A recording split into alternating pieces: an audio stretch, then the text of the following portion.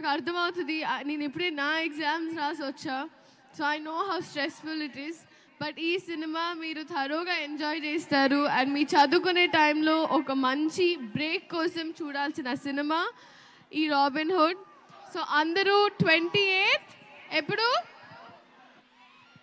నాకు వినిపించట్లేదు. 28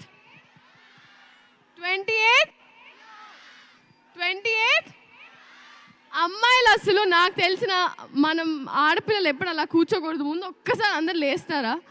ఎక్కడ ఊప ఎక్కడ దాట్ అబ్బాయిలు సారీ గైస్.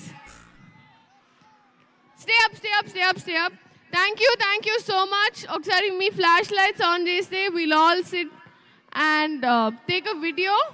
Okay perfect. అబ్బా ఏం షార్ప్ ఉన్నారు అమ్మాయిలు. Boys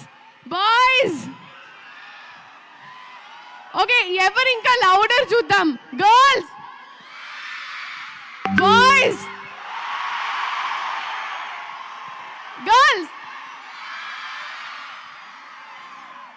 who wins? girls or boys?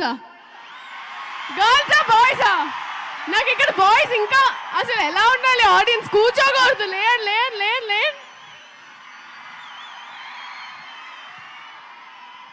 Girls అబ్బాయిలకి ఇద్దామా వద్దా?